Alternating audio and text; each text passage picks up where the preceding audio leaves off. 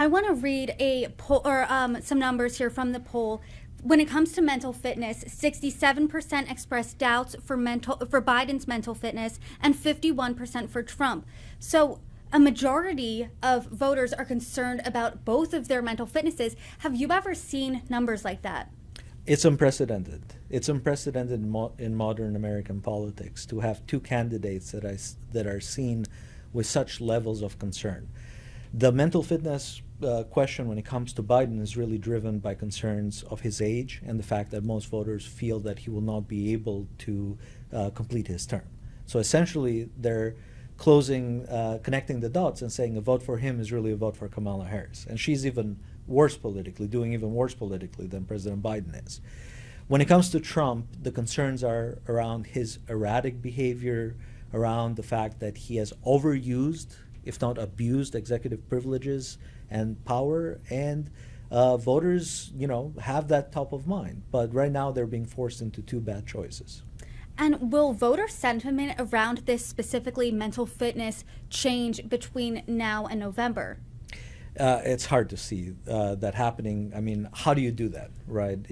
If you hide the president and you don't let him go out on the stump and on the campaign trail, you lose. And if you get the president out there, he frequently reminds people that he's up there in his age and that this is a very difficult and very taxing job that requires a lot of energy and stamina, both physical and mental. And I think that that's a very difficult perception issue, but really it's a real issue for the administration to address.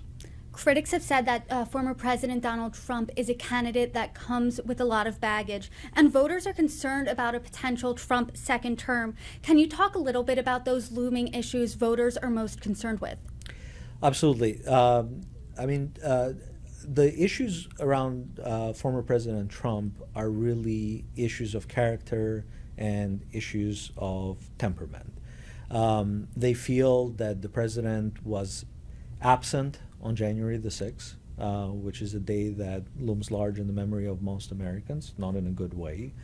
They feel that the president has too many legal cases for him to be efficient, and they're worried that these legal cases will bog down a second administration, that they will lead to another round of big-ticket impeachments that will cause the political system to seize again.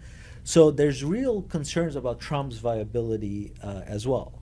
But right now, voters are looking at two bad choices, and they're really voting based on who they don't like, either because of inflation and economic issues or because of character-related issues.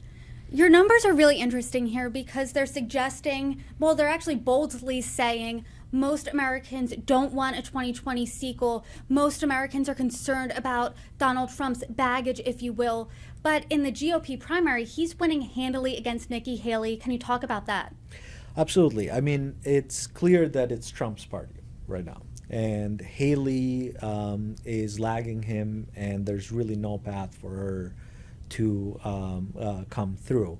Part of that is because Republican voters are starting to coalesce around their perceived winner. Now, whether or not that perceived winner amongst the Republican primary is a winner on the national stage, that's a big and open question. The determining vote will be independents. And what we see clearly with independents is that they're breaking, although marginally, but they're breaking in favor of Trump because they are very aggravated with the issue of immigration. They're very aggravated with the issue of inflation, and they don't feel that the administration is doing nearly enough around both of those key issues.